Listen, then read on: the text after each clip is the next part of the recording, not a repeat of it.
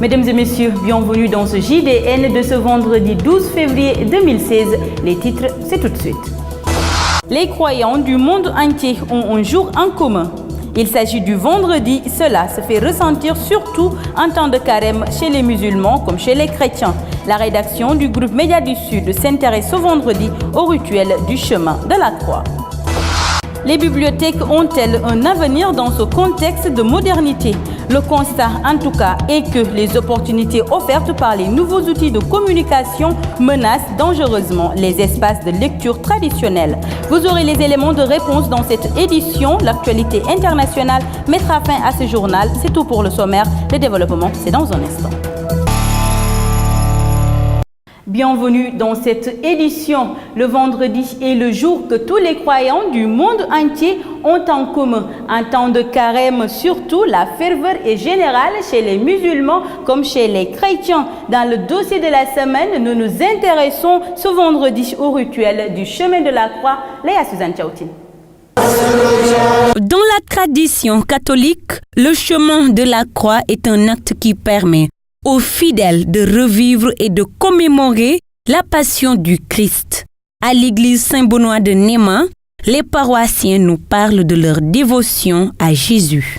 Avec le jeûne que nous essayons de faire, vraiment, tu sens que tu as faim, tu as vraiment faim, mais c'est une décision par la grâce de Dieu qui nous est donnée, voilà, pour que nous puissions vraiment compatir avec le Christ, mais aussi pour recevoir la compassion du Christ.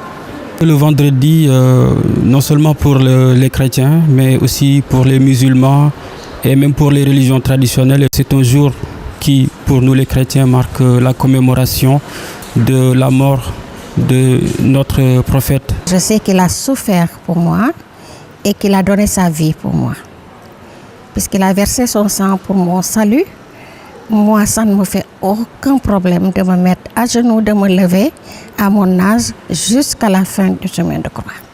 Composé de 14 stations, le rituel du chemin de la croix amène les fidèles catholiques à faire face au miroir sur leur quotidien. Nous avons fini donc ce chemin de croix à travers les 14 stations qui nous rappellent des moments assez importants de la marche du Christ, donc de sa condamnation jusqu'à sa mise au tombeau, et puis évidemment sa résurrection par la suite. Et ces stations ont été mentionnées grâce à ce que les témoins, ceux qui ont vécu avec Jésus, ces moments douloureux, mais aussi la porte vers la vie éternelle. Chacun de nous a peut-être envie aussi de vivre ces derniers instants avec le Christ en se disant que c'est finalement toute notre vie qui est un chemin de croix, puisque chaque jour qui passe est un jour qui nous rapproche de la maison du Père. Et donc c'est un chemin aussi à sens unique. Et donc nous saisissons l'opportunité pour montrer aux chrétiens qu'il ne s'agit pas juste d'une activité spirituelle comme telle, simplement pour éprouver son corps, mais qui doit se faire aussi au-delà du chemin de croix, donc dans la vie de tous les jours. Jésus s'est fait obéissant jusqu'à la mort sur le bois de la croix. Tout fidèle catholique est alors interpellé par cet acte solennel dans sa foi chrétienne.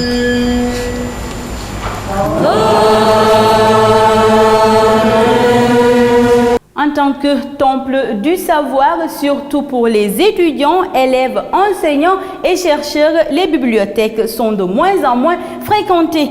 Les opportunités offertes aujourd'hui par les nouveaux outils de communication sont en train de sceller le sort de ces espaces de lecture. C'est un reportage que nous propose Lamine Diédhiou.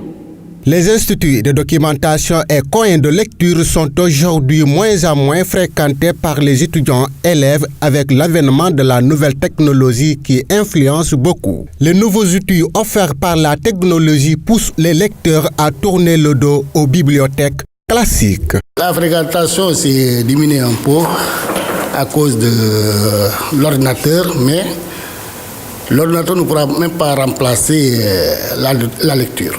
La lecture, on ne peut pas remplacer ça par les ordinateurs. Les gens aussi pensent que la machine a une importance plus que les documents ou bien la lecture. Moi, je dirais non. parce que certes on nous donne des informations, mais ce ne sont pas tous des informations fiables. Mais les documents ou bien des livres, c'est-à-dire des livres édictés ou bien promulgués par des personnes qui connaissent mieux une matière bien déterminée et qui nous donnent leur savoir dans un livre est beaucoup important que ce qu'on trouve parfois dans le net. Dans cette bibliothèque anglaise, la fréquentation est permanente, mais les usagers utilisent plus l'Internet que les livres. C'est une bibliothèque anglaise. Bon, nous invitons souvent des élèves pour venir apprendre l'anglais. Ouais. Mais je vois qu'il y a des élèves qui viennent uniquement pour la connexion, non pour la lecture.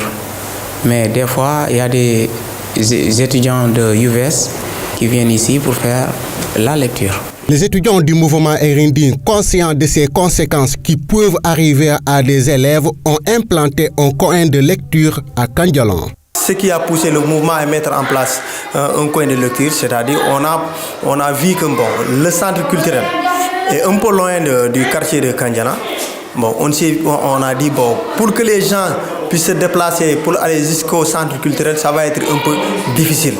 On a pensé pourquoi pas ne pas s'inspirer en mettant en place une bibliothèque de proximité, c'est-à-dire la lecture de proximité. En tant que temple du savoir, surtout pour étudiants, élèves, enseignants et chercheurs, les bibliothèques sont de moins en moins fréquentées. Les opportunités offertes aujourd'hui par les nouveaux outils de communication sont en train de sceller le sort de ces espaces de lecture. Célébrée chaque 14 février, la fête de la Saint-Valentin a fini d'entrer dans les mœurs. Elle est un moment d'expression des sentiments partagés entre des amoureux. Les détails avec Grégoire Baguette. L'engouement de la fête de Saint-Valentin est plutôt juvénile. La plupart d'entre eux achètent des cadeaux pour témoigner leur amour et leur fidélité à leur conjoint. C'est toute la jeunesse en général que les fêtes. En fait, je peux dire les amoureux préparent ces fêtes en couple. Et comme cadeau, il y aura des SMS ou d'autres choses, un matériel ou un t-shirt, quelque chose. En tout cas, quelque chose qui signifie quelque chose qui peut vous rapprocher de plus. Du côté des vendeurs, on attend impatiemment l'arrivée des potentiels clients. Nous avons pas mal d'articles à vendre pour les amoureux, mais ça marche petit à petit. Ça ira. Nous avons des articles comme des cartes de Saint-Valentin. Nous avons aussi des rideaux, beaucoup de choses pour la fête, pour les amoureux pratiquement. D'année en année, la Saint-Valentin prend des dimensions de plus en plus festives, un état de fait qui contraste avec le passé.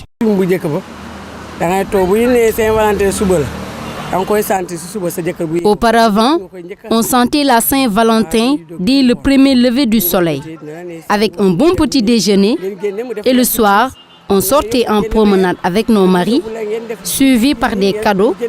Mais aujourd'hui, tout est différent, car le monde a changé.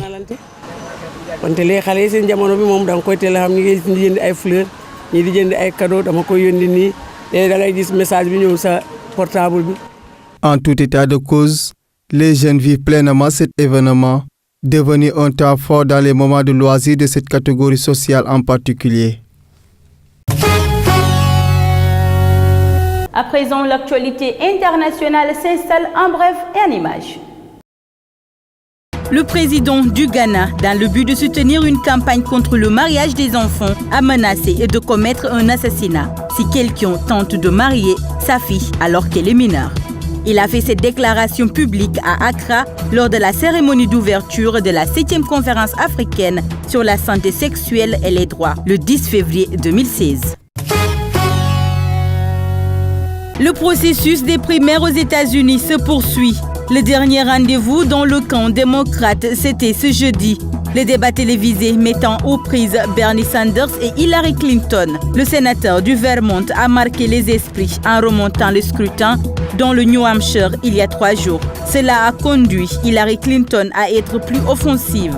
L'ancienne secrétaire d'État a ainsi dit vouloir lutter contre les obstacles qui se dressent sur le chemin de nombreux Américains et de citer notamment les Afro-Américains. Hillary Clinton a ensuite dénoncé les promesses de son rival, des promesses qu'elle juge irréalistes. Bernie Sanders souhaite par exemple doubler le montant du salaire minimum, imposer la gratuité de l'enseignement supérieur et rendre universelle la couverture de santé. Les deux candidats sont au coude à coude dans la course à l'investiture démocrate. La prochaine échéance électorale, ce sera la primaire organisée dans le Nevada le 20 février.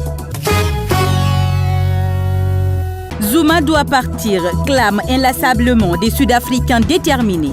Depuis des semaines, l'opposition réclame le départ du président, critiqué pour avoir dépensé l'équivalent de plus de 20 millions d'euros pour rénover sa maison, au prétexte de renforcer la sécurité. Des critiques qui se sont invitées ce jeudi pendant le discours annuel sur l'état de la nation prononcé par Jacob Zuma devant le Parlement. Les députés du parti de gauche radical EFF, vêtus de leur provocante combinaison rouge d'ouvriers, ont cette année à nouveau tout fait pour perturber l'événement. Pendant 1 heure, ils ont interrompu le discours solennel avant de quitter bruyamment l'Assemblée. Jacob Zuma, après des mois passés à clamer son innocence, a finalement promis la semaine dernière de rembourser l'argent dépensé, insuffisant pour ses détracteurs qui espèrent bien le lui faire payer dans les urnes lors des municipales de l'été prochain.